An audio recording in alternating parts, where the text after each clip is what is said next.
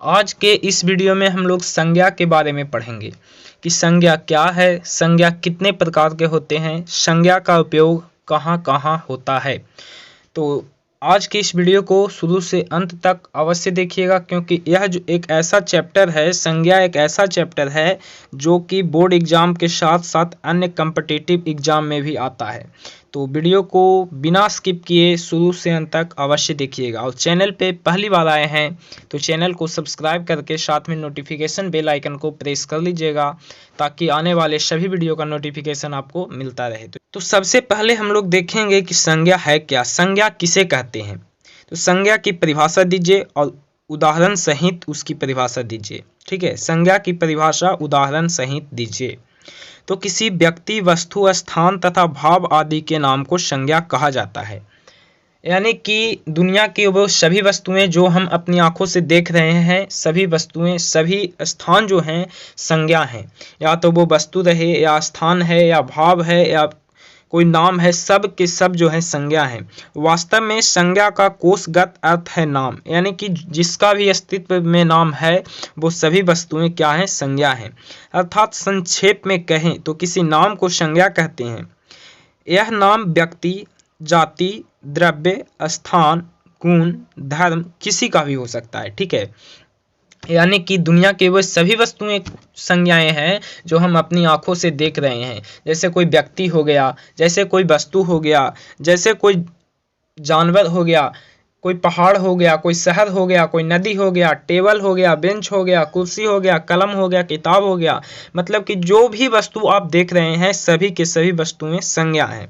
संज्ञा के कुछ उदाहरण इस प्रकार से आपको नीचे दिया गया है कि मोहन, करीम, झील, गीता, कलम, पेंसिल, पटना, दिल्ली, मनुष्य, पत्थर, सोना, लड़कपन, बुढ़ापा। यानी कि भाव, जाति आदि सभी जो हैं वो सभी के सभी संज्ञाएं हैं। ठीक है, बस अंतर यही है कि कोई व्यक्तिवाचक संज्ञा है तो कोई जातिवाचक संज्ञा है, कोई भाववाचक संज्ञा है तो कोई द्रव्यवाचक संज्ञा है, लेकिन सभी जो वस्तुएं हैं, सभी जो अपनी आंखों से देख रहे हैं वो सभी संज्ञा ही हैं। ठीक है, तो अब हमारा सेकंड नंबर क्वेश्चन आता है एग्जाम में कि संज्ञा के कितने भेद होते हैं, सोदाहरण लिखें।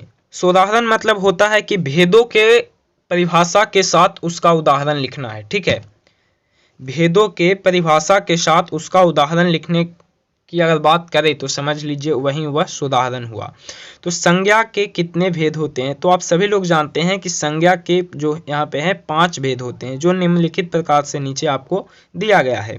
तो सबसे पहला होता है कि जातिवाचक संज्ञा। तो जातिवाचक संज्ञा क्या है, तो इसमें जाति भर का बोध होता है। अब ये जाति नहीं, एक मनुष्य में जाति चलता है, तो वो सब यहाँ पे जाति की बात नहीं कर रहा है।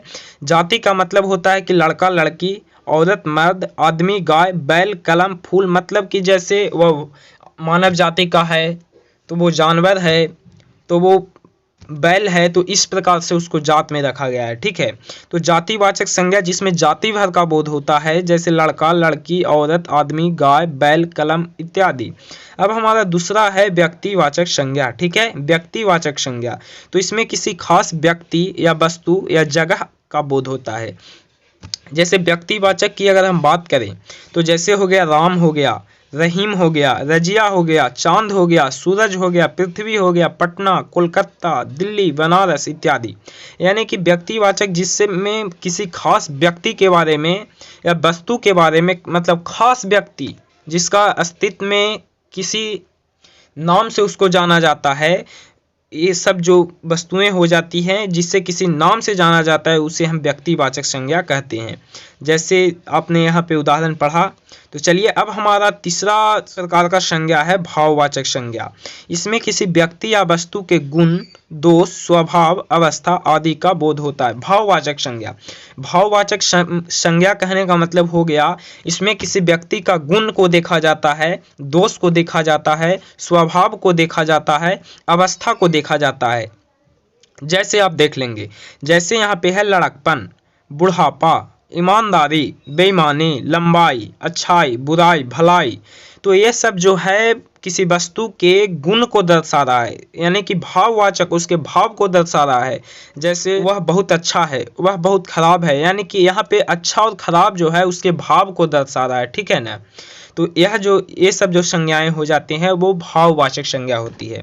अब हमारा अगला है कि समूहवाचक संज्ञा। ठीक है, समूहवाचक संज्ञा, इसमें एक ही तरह के व्यक्तियों या वस्तुओं के समूह का बोध होता है। एक ही तरह के कहने का मतलब हो गया कि अगर वहाँ पे जैसे अंगूर है तो वह एक ही तरह के जो हो गए समूह, एक ही तरह के समूह है। ठीक है, जैसे मान लिया जाए कि यहाँ सेना की बहुत सारे टुकड़ियाँ हैं तो यहाँ पर एक ही तरह के समूह है, सिर्फ सेना का है। तो उसी प्रकार से कहता है कि इसमें एक ही तरह के व्यक्ति या वस्तु के समूह का बोध होता है।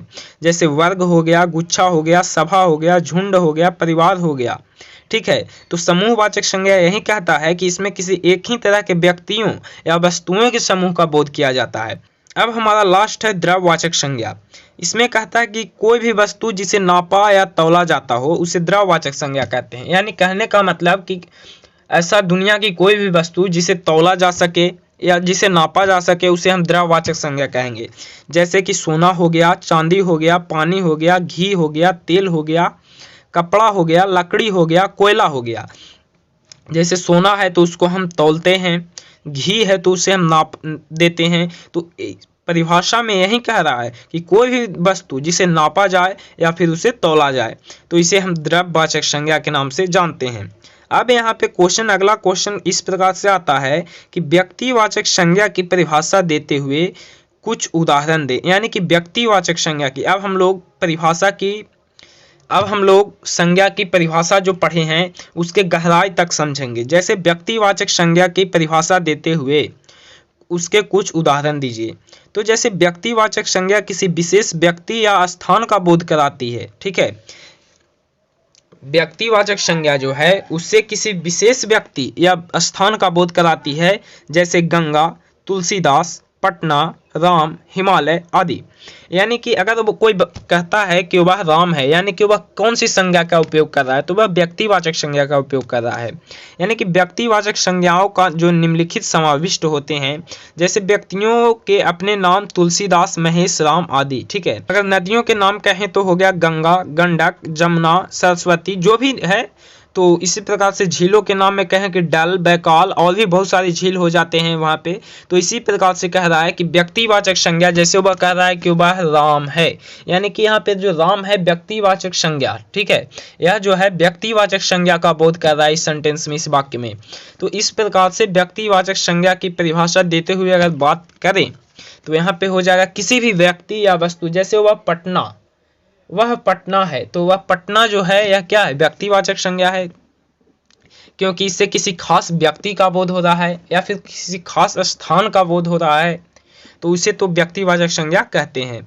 उसी प्रकार से अगर हम बात करें तो अब हमारा है जातिवाचक संज्ञा। ठीक है, जातिवाचक संज्ञा की परिभाषा देते हुए कुछ उदाहरण दे।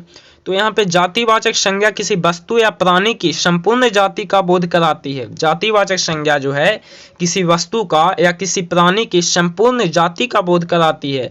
जैसे वह गाय जाति का है, वह नदी है, पहाड़ है, मनुष्य है।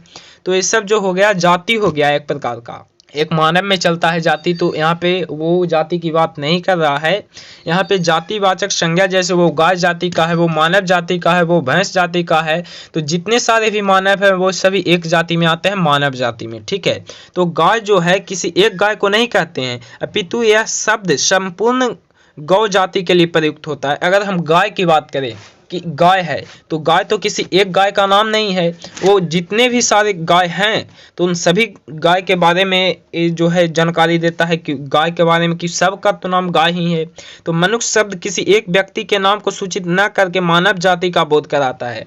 अगर हम बात करें मनुष्य की, तो मनुष्य जो है किसी एक व्यक्ति को, किसी एक आदमी को मनुष्य नहीं कहा जाता है, अपितु पूरे संसार में जितने भी मानव हैं सभी को मनुष्य जाति के नाम से बोध कर रहा है। ठीक है, तो इसी प्रकार से कहता है कि जातिवाचक संज्ञाओं के निम्नलिखित समाविष्ट होते हैं। जैसे पशुओं, पक्षियों एवं कीट पतंगों के नाम जो हैं खटमल, गाय, घोड़ा, चील, मैना आदि हो गया। फलों, सब्जियों तथा फूलों के नाम की अगर बात करें तो आम, केला, परवल, इसी प्रकार से बहुत सारी जाति के नाम हो जाते हैं। अब हमारा है भाववाचक संज्ञा किसे कहते हैं, कुछ उदाहरण देकर स्पष्ट करें। तो भाववाचक संज्ञा व्यक्तियों या पदार्थों के धर्म या गुण का बोध कराती है। भाववाचक संज्ञा जो है व्यक्ति या पदार्थों के धर्म या गुण का बोध कराती है, जैसे अच्छाई, चौड़ाई, मिठास, लंबाई, वीरता इत्यादि। जैसे भाववाचक हो गया कि किसी भी व्यक्ति का या पदार्थ का गुण का बोध या धर्म का बोध कराती है।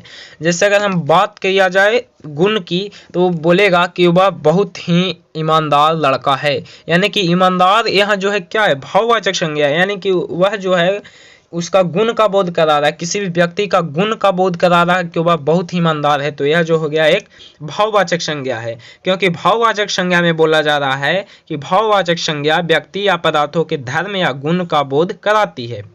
तो जैसे भाववाचक संज्ञा में अगर देखें तो गुण हो गया तो कुशाग्रता, चतुराई, सौंदर्य इत्यादि। भाव की अगर बात देखी जाए तो कृतज्ञता, मित्रता, शत्रुता इत्यादि। अवस्था में हो गया जवानी, बचपन, बुढ़ापा इत्यादि। माप में हो गया ऊंचाई, चौड़ाई, लंबाई इत्यादि।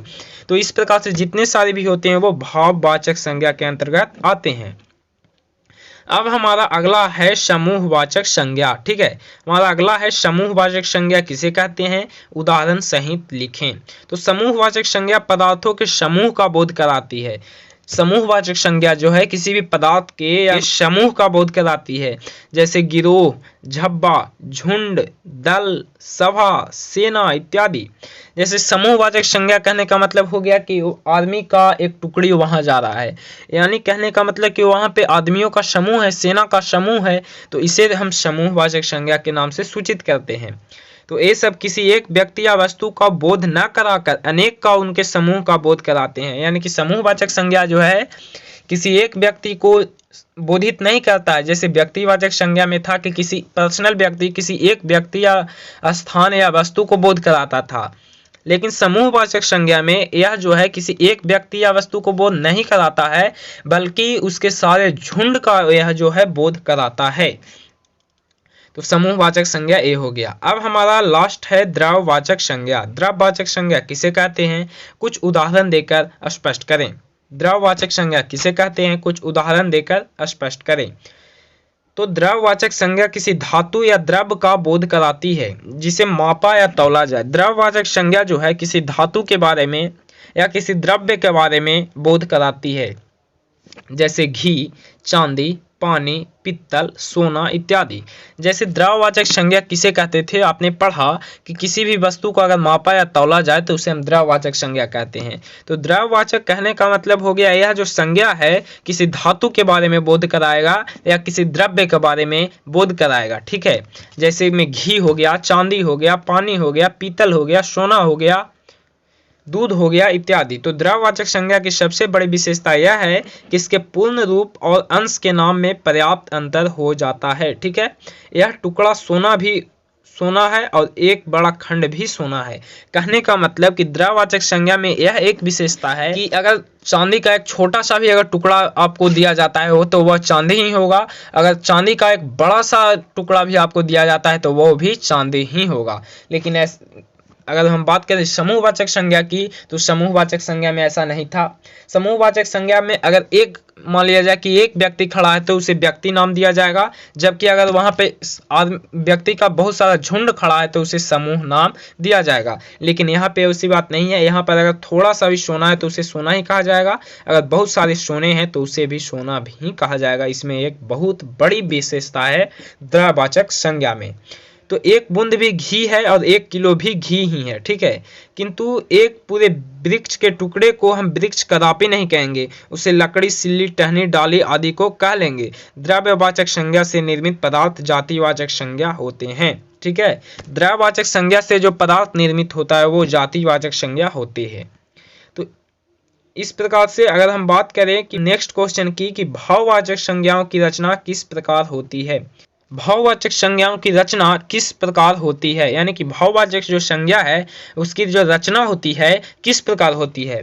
तो भाववाचक संज्ञा प्रायः 5 प्रकार के शब्दों से बनाई जाती है। भाववाचक संज्ञा जो है 5 प्रकार के शब्दों के मेल से बनता है। संज्ञाओं से, विशेषणों से, सर्वनाम से, क्रियाओं से अव्यय शब्दों से। ठीक है, तो भाववाचक संज्ञा जो है 5 शब्दों से मिलकर बनाई जाती है, संज्ञा से, विशेषण से, सर्वनाम से, क्रियाओं से और अव्यय से। ठीक है, तो आशा करता हूं कि हमारा यह वीडियो आपको काफी ज्यादा पसंद आया है। अगर पसंद आया हो, अगर अच्छा लगा हो तो इसे एक लाइक अवश्य करिएगा, और चैनल पे पहली बार आए हैं तो चैनल को सब्सक्राइब करके नोटिफिकेशन बेल आइकन को प्रेस कर लीजिएगा, ताकि आने वाले सभी वीडियो का नोटिफिकेशन आपको मिलता रहे। और अगर आप सर्वनाम का भी वीडियो चाहते हैं तो कमेंट में अवश्य बताइएगा कि आपको सर्वनाम का वीडियो चाहिए या नहीं चाहिए। तो मिलेंगे आप सभी लोगों से नेक्स्ट वीडियो के साथ, तब तक के लिए जय हिंद, वंदे मातरम।